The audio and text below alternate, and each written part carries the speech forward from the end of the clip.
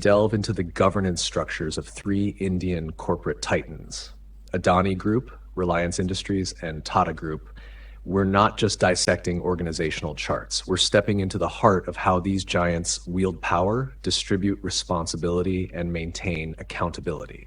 Their governance philosophies, shaped by their histories and ambitions, reveal not only their pathways to success, but also the very ethos that drives them. The Adani Group, governance with a centralized core. Let's start with the Adani Group, a juggernaut led by Gautam Adani.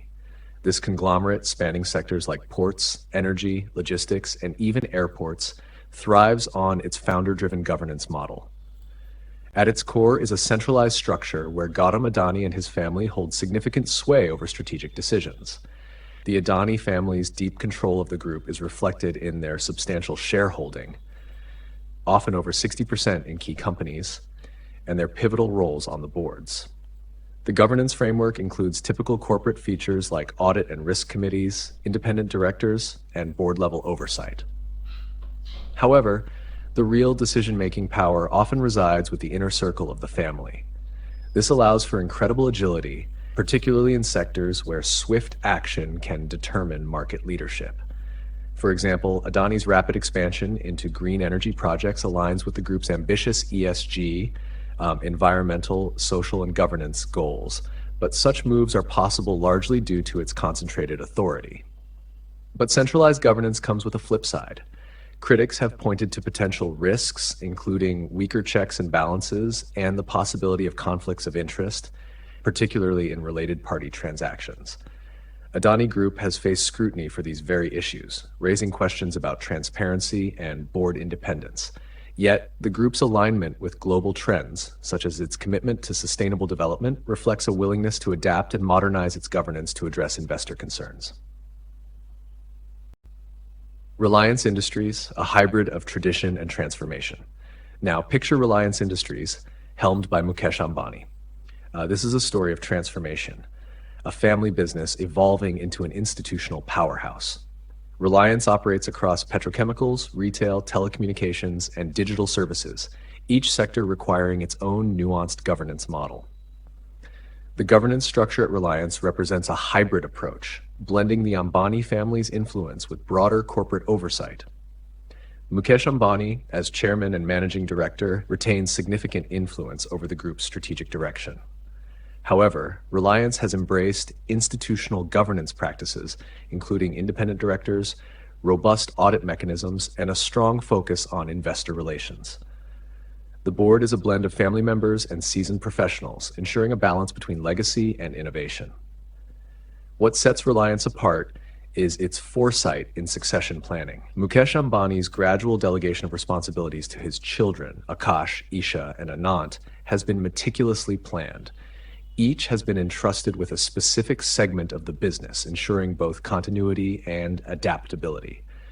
This transition reflects the group's emphasis on structured governance, even as it remains rooted in family leadership. Reliance has also pioneered governance in emerging domains like digital oversight. As the company's telecom arm, Jio, became a national leader, it faced challenges around data privacy, cybersecurity, and consumer trust. The governance model evolved to address these, emphasizing transparency and ethical standards. Add to this the group's ESG commitments, including a pledge to achieve net zero carbon emissions by 2035, and you have a governance structure that is both dynamic and future-focused. Tata Group, an institution built on ethics. Finally, we come to the Tata Group, a name synonymous with trust, ethics, and social responsibility. The Tata Group's governance structure is as unique as its legacy. Unlike the founder-driven models of Adani and Reliance, Tata's governance is institutionalized and largely controlled by Tata Trusts, which own about 66% of Tata Sons, the group's holding company. This structure ensures that profits serve a purpose beyond shareholders, funding philanthropic initiatives in education, healthcare, and community development. The Tata Group's boards across its subsidiaries, be it Tata Steel, TCS, or Jaguar Land Rover, are characterized by a high level of independence. Independent directors play a pivotal role in strategic decision-making, ensuring transparency and accountability. One of the most notable aspects of Tata's governance is its resilience during crises. The leadership tussle between Ratan Tata and Cyrus Mistry was a defining moment. While the dispute highlighted the challenges of managing a conglomerate of Tata's scale, it also underscored the group's commitment to its foundational values. The resolution of this conflict, albeit contentious, demonstrated Tata's focus on safeguarding its legacy and stakeholders' trust. Tata's ESG practices are not just policies, but deeply ingrained principles. The group has been a pioneer in adopting sustainability across its operations, from reducing carbon emissions to promoting responsible water usage. These efforts are part of a broader philosophy, doing business in a way that benefits not just shareholders, but society at large. Drawing comparisons. Governance in action. Now that we've explored these structures, let's reflect on what makes them distinct. Adani's governance is founder-led and centralized, enabling rapid decision-making but raising concerns about transparency.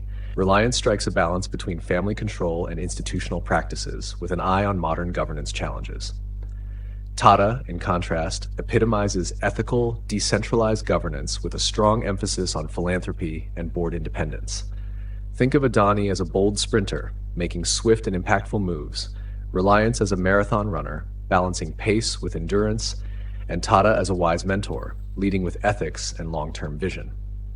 Each model has its strengths and challenges, and each offers invaluable lessons for students, professionals, and organizations worldwide.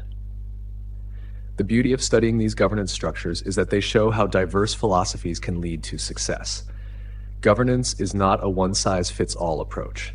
It's an art shaped by values, vision, and the ever-evolving needs of stakeholders.